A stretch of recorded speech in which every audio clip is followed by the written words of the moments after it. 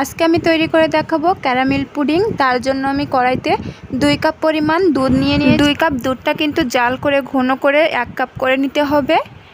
তারপরে এতে দিয়ে দিব 1 টেবিল চামচ পরিমাণ চিনি। চিনিটা যে যেরকম মিষ্টি পছন্দ করেন সেরকম পরিমাণেই দিয়ে দিবেন।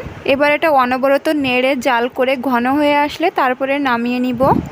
এরপর আমি ক্যারামেল তৈরি করে নিব। তার জন্য কড়াইতে 2 চামচ পরিমাণ চিনি নিয়ে নিয়েছি। এরপর দিয়ে দিব 2 চামচ পরিমাণ পানি। একটা ডিমের পুডিং বানানোর জন্য আমার এখানে ক্যারামেলের জন্য 2 চামচ পরিমাণ চিনি লাগবে।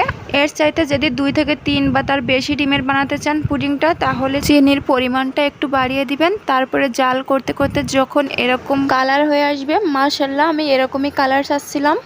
এরকম কালার আসলে কিন্তু পুডিংয়ের কালারটা একদমই পারফেক্ট হয়। এর চাইতে কিন্তু বেশি কালার করতে যাবেন না, তাহলে কিন্তু যদি পুড়ে যায় খেতে কিন্তু তিতা লাগবে।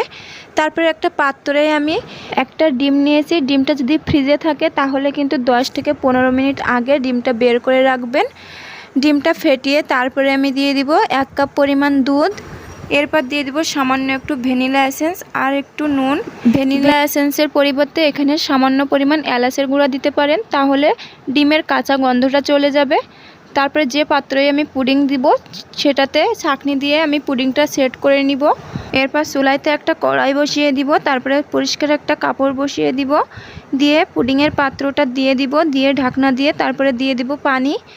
পানিটা কতটুকু পরিমাণ থাকবে আমি দেখিয়ে দিচ্ছি। পুডিংয়ের বাটির 3 ভাগের 1 ভাগ পরিমাণ বাটিটা পানির ভিতর ডুবে থাকবে, এরকম পরিমাণেই পানি দিতে হবে। তারপরে ঢাকনা দিয়ে 20 মিনিটের মতো একদমই লো ফ্লেমে জাল করে নিতে হবে। ফিরে আসছি 20 মিনিট পর। এই পর্যায়ে একটা কাঠির সাহায্যে আমি একটু চেক করে নিব। দেখুন কাঠিটা একদমই ক্লিন আসছে, তার মানে এটা হয়ে গেছে। আর কাঠিতে যদি লেগে যায় তাহলে ভাববেন এখনও হয়নি। এবার এটা নামিয়ে একদমই ঠান্ডা করে নিতে হবে। যখন ঠান্ডা হয়ে যাবে তারপরে একটা কাঠির সাহায্যে চারিপাশটা মোল্ড আউট করে নিতে হবে। তারপরে একটা পাত্রে এরকম করে উপর করে ঢেলে নিব। দেখুন কতটা সুন্দর হয়েছে আর পারফেক্ট হয়েছে। রেসিপিটি যদি ভালো লাগে প্লিজ একটা শেয়ার দিয়ে দিবেন। আর যারা এখনও চ্যানেলটি সাবস্ক্রাইব করেননি প্লিজ একটা সাবস্ক্রাইব করে দেবেন। আর যারা ফেসবুক থেকে ভিডিওটি দেখছেন একটা ফলো দিয়ে দিবেন। আজ এই পর্যন্ত শেষ করছি। আল্লাহ হাফেজ।